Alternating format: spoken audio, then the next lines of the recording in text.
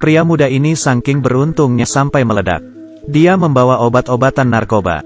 Tiba-tiba saja dia dihentikan oleh seorang polisi. Hingga membuatnya ketakutan. Mengeluarkan SIM-nya. Tangannya gemetar menunjukkan surat izin itu. Saat itu, kelompok pria itu keluar dan membantu. Berjalan ke arahnya dan mengalihkan pandangan polisi tersebut. Ketua kelompok itu mengeluarkan senjata. Polisi pun berbalik dan mengeluarkan pistolnya. Tapi karena dia dikepung, polisi ini pun terpaksa meletakkan pistolnya. Lalu dia masukkan ke dalam mobil. Dan dibawa ke tempat sepi. Mereka ingin menyingkirkan polisi ini. Ketua memanggil pria muda itu. Dan membiarkannya menembak sebanyak 2 kali. Di tempat yang sama, mobil Emma tiba-tiba mogok. Tidak ada signal di HP-nya. Emma pun berjalan mencari bantuan. Tiba-tiba dia mendengar suara tembakan. Kemudian dia mengeluarkan sebotol minuman keras. Dan mencoba mendekati suara tembakan tersebut. Setelah berjalan tidak jauh, dia melihat polisi itu ditembak. Emma pun terkejut. Dan membuat botol minuman itu jatuh. Kelompok penjahat itu melihat Emma. Emma dengan sekuat tenaga berlari. Tetapi dia tertangkap oleh mereka. Kemudian Emma dilempar ke tanah. Beberapa dari mereka ingin menghabisi Emma. Saat itu juga polisi tersadar. Lalu meminta Emma tidak bersuara. Pelan-pelan merangkak menuju mobilnya. Pria hidung belang ini menatapi kaki panjang Emma. Dia pun berniat jahat. Dia membawa Emma ke tempat yang jauh. Mengikatnya dengan borgol. Merobek jaketnya. Kemudian membuka bajunya menggunakan pisau. Saat itu juga tiba-tiba mobil polisi itu bergerak. Polisi itu sedang mencoba melarikan diri. Melihat itu, kelompok penjahat pun mengejarnya. Sambil mulai menembaknya, mobil polisi itu telah berjalan semakin jauh. Melihat hal itu, ketua penjahat berjalan kembali ke mobil, dan mengambil senapan snipernya. Berlari menaiki atas gunung, mencari posisi yang tepat, menarik pelatuk senjatanya. Dengan sekali tembakan mengenai kepala polisi itu. Berikutnya adalah giliran Emma. Emma yang diikat di atas pagar. Menggunakan kakinya yang panjang. Mencoba menarik tali pinggang itu sekuat tenaga. Lalu membuka tas itu. Dan mendapatkan kunci borgol itu. Emma pun mengambil pisau yang ada di lantai. Dan secepat mungkin menjauh dari tempat itu. Emma berjalan kembali ke mobilnya. Mengambil tasnya dan melarikan diri. Pria hidung belang pun kembali. Melihat borgol yang telah terbuka. Dia pun kesel dan marah. Bajingan. Di saat yang sama, Emma bersembunyi di bawah gunung. Mengeluarkan botol minum dan perlengkapan yang dibutuhkan. Memasukkan pisau di belakangnya dan terus melarikan diri. Kelompok itu kemudian mengikuti jejak kaki Emma yang mengarah ke mobil. Mereka pun menyadari Emma telah melarikan diri. Dan mulai mencarinya. Saat itu juga Emma telah menyadarinya. Jejak kaki akan mengungkapkan keberadaannya. Dia ingin membuat mereka bingung dengan membagi jejak kakinya menjadi 3 jalan. Kelompok penjahat yang melihat jejak kaki itu. Menyadari Emma bukanlah gadis yang mudah. Akhirnya mereka berpisah dan menyebar. Melanjutkan pemburuan ini. Di sisi lain, seseorang melihat mobil Emma. Lalu memberitahukan kepada ayah Emma. Ayahnya adalah seorang pasukan khusus veteran. Dia melihat ada yang aneh. Seseorang dengan sengaja menghapus jejak Emma. Tetapi ayahnya tidak lapor polisi. Karena 10 tahun yang lalu, ayahnya telah mengajarkan keterampilan pasukan yang dimilikinya kepada Emma. Dia yakin Emma dapat melewatinya dan aman kembali ke rumah. Saat itu juga, 2 pria dari kelompok itu menyadari sesuatu. Emma ada di depan mereka dan sedang meneguk air.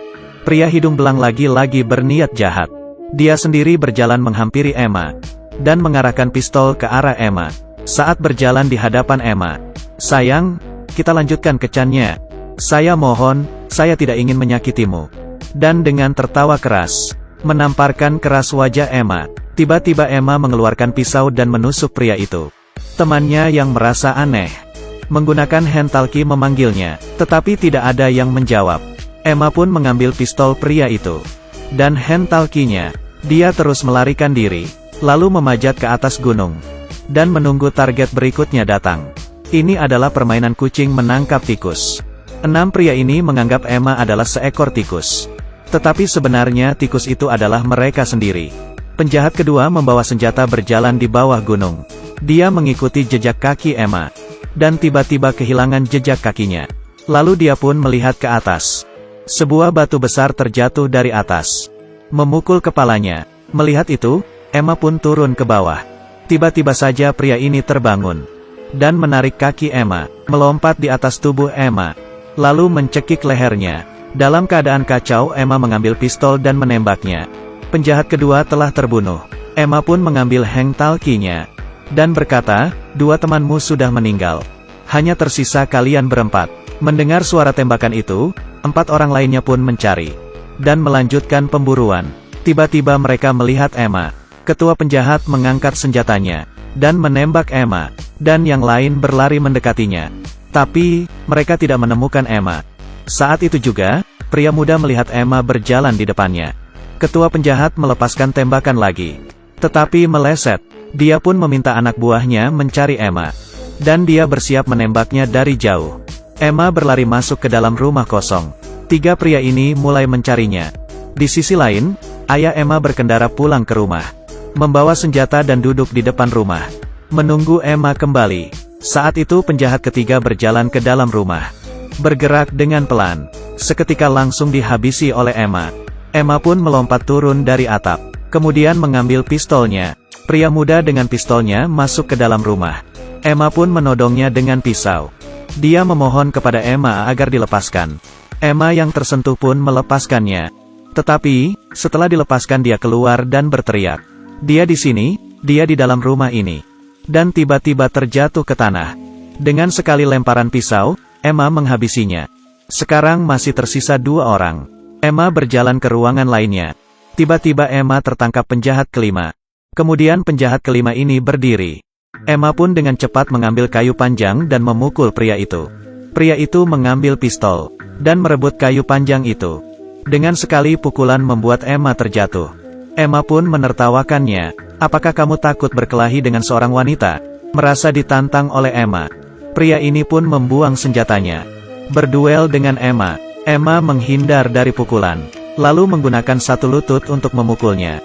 Penjahat ini membenturkan kepala Emma di kaca. Emma pun membalasnya dengan menggunakan setrika listrik.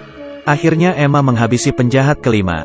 Dengan membawa 2 pistol, Emma pun berjalan keluar, melihat ketua penjahat yang sedang menodongkan senjatanya. Ketua penjahat itu kemudian meletakkan senapannya dan mengeluarkan pistol, ingin berduel dengan Emma menggunakan pistol. Selanjutnya, mereka sama-sama mengangkat pistolnya. 2 luka tembakan mengenai ketua penjahat itu, dan seketika terjatuh tewas. Emma hanya tertembak di bagian pundak. Ayahnya menitikkan air mata. Akhirnya Emma pulang ke rumah. Ayahnya tahu, 10 tahun yang lalu, pelajaran dari ayahnya tidak sia-sia. Saya Meng Chen, bagi yang suka silahkan di like.